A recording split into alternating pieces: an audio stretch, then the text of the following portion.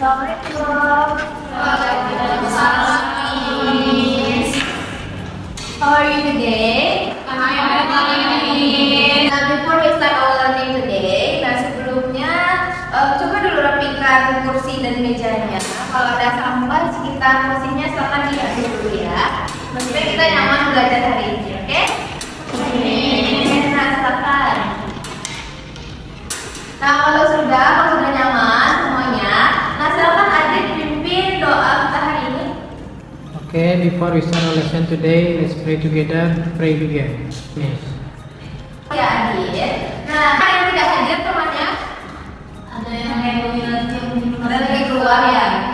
Oke, nanti kita tunggu aja dulu ya. Nah, sekarang, berdasarkan informasi minggu lalu ya, hari ini kita akan belajar tentang apa? Operasi aljabar pada fungsi. Oke, bagus ya. Hari ini kita akan belajar tentang operasi aljabar pada fungsi. Nah, minggu lalu kan kita juga sudah belajar ya tentang notasi, tentang domain. Domain itu apa, Moren? Daerah asal. Kemudian kita juga melihat grafik dari suatu fungsi untuk melihat daerah asal dan juga daerah hasil dari suatu fungsi. Nah, kalau masih ingat pelajaran tentang minggu kemarin, sekarang coba kasih satu contoh tentang bentuk dari fungsi. Ayo, siapa yang bisa kasih contoh satu fungsi saja? Oke, Dina. X sama dengan 4X tambah 2. Oke, terima kasih ya Dina. 4X ditambah 2. Nah, semuanya ini fungsi atau bukan? Iya. Oke, karena ditandai dengan notasi seperti ini ya.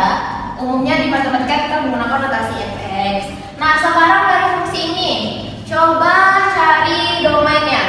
Ketika domainnya berapa, fungsi ini terdefinisi. Sekarang siapa yang bisa membantu Miss untuk menemukan domain dari fungsi ini atau daerah asalnya?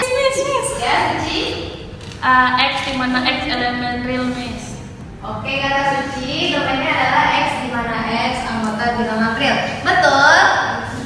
Betul sih, Miss. Betul ya. Kenapa? Karena berapapun kita masukkan nilai X-nya, itu fungsinya tetap terdefinisi ya.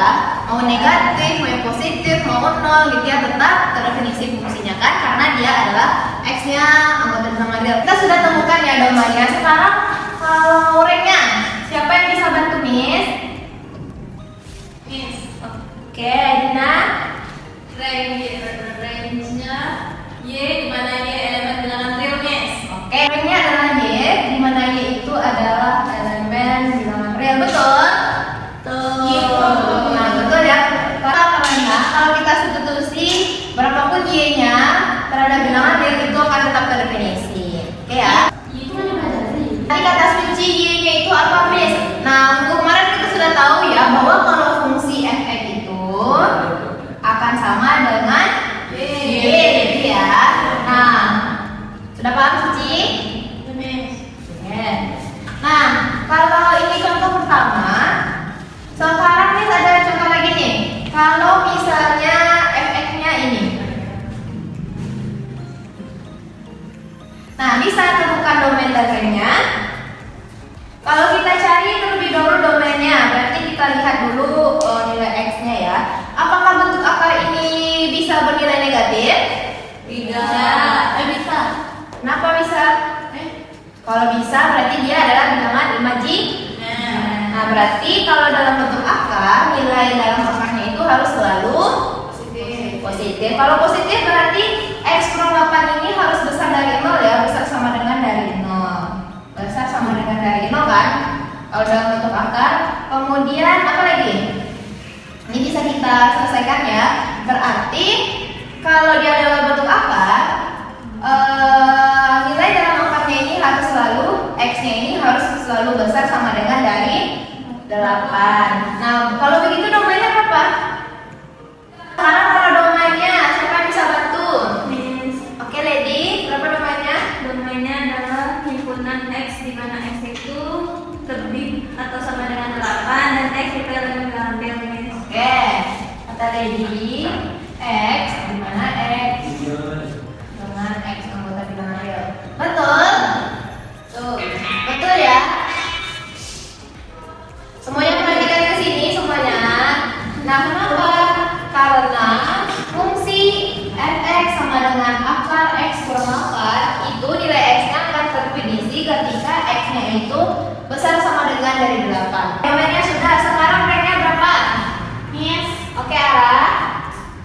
domainnya itu Y, di mana Y elemen bilangan Weierstrass. Oke.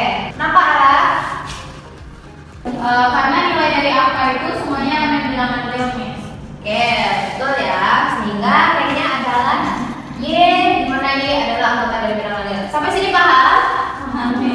Tujuan pembelajaran kita hari ini adalah student can use the algebraic operation of addition and subtraction or function appropriately and correctly. Nantinya student semuanya bisa ya menggunakan operasi aljabar penjumlahan dan pengurangan pada suatu fungsi dengan tepat dan juga benar.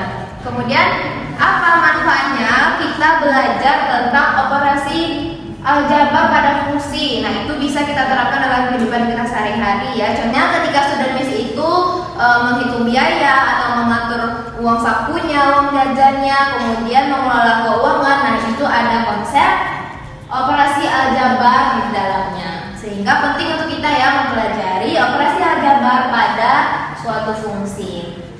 Nah, untuk lebih jelasnya nih, sekarang coba semuanya perhatikan masalah berikut ini. Coba Sabina baca soalnya. Seorang fotografer dapat menghasilkan gambar yang bagus melalui dua tahap, yaitu tahap pemotretan dan tahap editing. Biaya. Terima kasih ya Sabina. Nah, dari soal yang di samping tadi permasalahannya, katanya apa? Seorang fotografer itu dia dapat menghasilkan gambar yang bagus itu melalui tahap apa tadi? Tahap pemotretan dan juga editing, gitu ya. Nah, harga satu. Nah, kita buat sini diketahui. Untuk harga tahap pemotretannya berapa katanya? 500 perak nih. 500 perak. Kemudian kalau fungsi untuk pemotretannya berapa? 500 perak. 2.500. Ya, kalau 2.500 ini apa? Misalnya tadi katanya untuk biaya pemotretan kan 500 dikali G itu tadi apa? Banyak gambar. Jadi 500 per gambar ditambah dengan 2.500. 2.500 itu mungkin biaya-biaya lain. Misalnya kalau tahap pemotretan itu ada uang jalannya atau yang lain gitu ya. Nah, sekarang kalau biaya editingnya berapa? 100 perak ya. Kalau fungsi editingnya berapa? Fungsi untuk biaya editingnya 100G tambah 100G tambah 500. Sama kayak tadi ya, mungkin 500 ini adalah biaya-biaya yang diperlukan lainnya.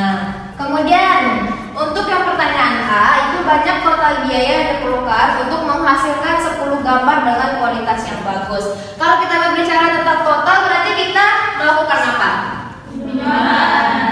Menjumlahkan. Kalau kualitasnya bagus, berarti katanya apa tadi? Ada tahap pemotretan dan juga ada tahap editing. Nah, berarti untuk menjawab yang nomor A, kita untuk mencari total dari biaya yang diperlukan, berarti kita harus menambahkan biaya fungsi dari tahap apa ini, tahap apa tadi? Ya, tahap pemotretan dengan tahap editing. Nah, bahkan antara fungsi dari biaya pemotretan ditambah dengan fungsi biaya editing atau pengeditan. Fungsi biaya pemotretannya berapa? 500 G ditambah 200. Oke. Kalau editingnya 100 G ditambah 500. Langkah selanjutnya bagaimana? Kita menjumlahkan antara yang mempunyai variabel G dengan yang variabel G gitu ya. Nah, 500 ditambah 100G berapa? 600G. Kemudian 2.500 ditambah 500 3.000. Yeah. Nah, jadi kita sudah dapat ya. Ketika kita menjumlahkan total dari biaya untuk kualitas gambar yang bagus, nah itu memperoleh fungsi yang baru adalah 600G ditambah dengan 3.000. Pertanyaannya apa? Untuk berapa foto?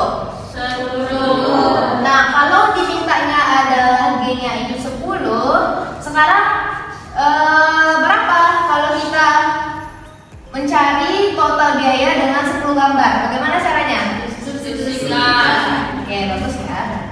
Hasilnya 6.000 tambah 3.000 berapa?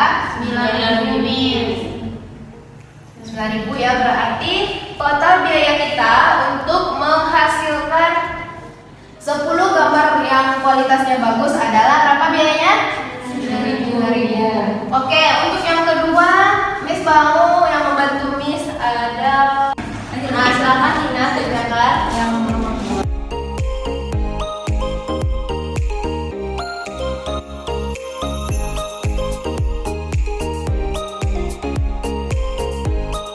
Udah, Mes. Oke, nah semuanya perhatikan ya ke Dina, kita perhatikan temannya April ya. Nah sekarang coba Dina jelaskan ke teman-temannya kenapa Dina dapat hasil seperti itu. Nah, yang untuk di back yang ditanyakan selisih antara biaya pada tahap pemotretan dengan biaya pada tahap editing untuk 5 gambar. Nah, jadi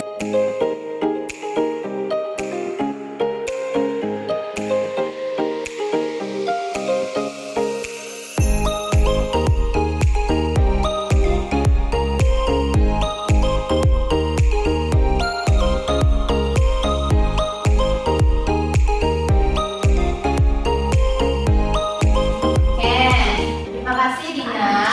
Nah tepuk tangan untuk Dina. Nah, betul yang tulisannya Dina semuanya? Yes. Dari penjelasan Dina tadi sudah betul ya. Kalau kita ingin mencari selisih antara biaya pada tahap pemotretan dan juga editing, berarti kita lakukan operasi apa? Pengurangan. Nah, kemudian ditanyanya apa? Untuk 5 gambar ya, berarti kita substitusi fungsi baru yang sudah kita dapat dari operasi pengurangan. Kita dapatnya apa? 4.000 ya untuk kedua biaya, selisih kedua biayanya. Nah, sampai sini paham semuanya? Insya Allah, Miss. Oke, nah kalau begitu dari konsep yang sudah kita cari sama-sama tadi ya dan juga sudah dijelaskan. Nah sekarang konsep yang kita gunakan tadi itu adalah operasi apa yang kita gunakan tadi?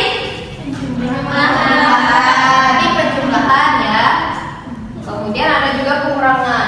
Nah kalau penjumlahan dan pengurangan pada fungsi secara umum, jika F adalah suatu fungsi dengan daerah asalnya df dan G adalah suatu fungsi dengan daerah asalnya dg, maka operasi aljabar penjumlahan dan pengurangan dapat dinyatakan sebagai berikut.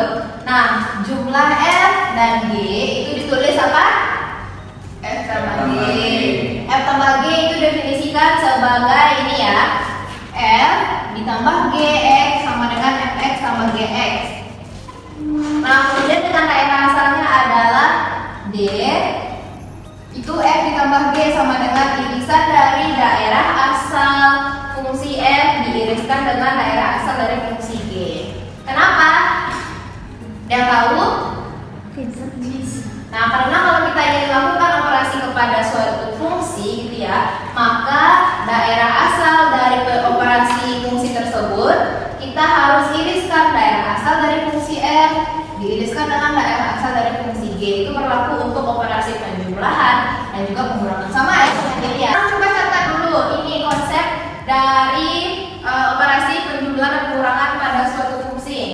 Nah, sudah dicatat semuanya? Nah, dari konsep ini ada yang mau ditanyakan? Tidak. Ya, berarti sudah paham ya. Nah, kalau sudah paham, sekarang kita akan mengerjakan latihan ya tentang operasi aljabar pada sebuah fungsi. Habis ada 2 latihan nih. Berbeda dengan soal yang sudah kita bahas tadi, kita akan melakukan operasi fungsi penjumlahan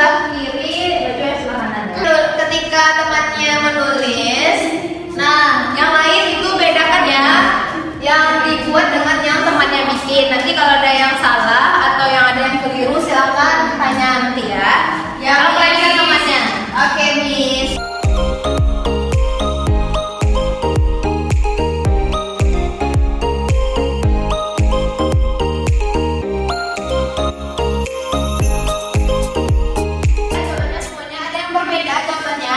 Tidak, Min. Oke, bagus. Nah, kita periksa ya sama-sama. Nah, yang pertama kan dimintanya fungsi penjumlahan ya, operasi penjumlahan. Maka di sini Ara sudah melakukan penjumlahan di sini ya. Ini fungsi yang pertama.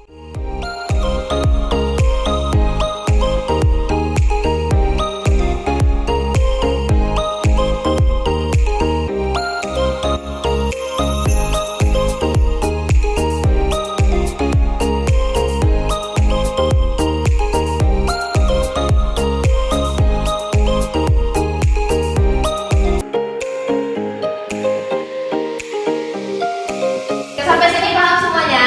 Paham. Ada yang ingin tanyakan dari latihan kita tadi? Tidak.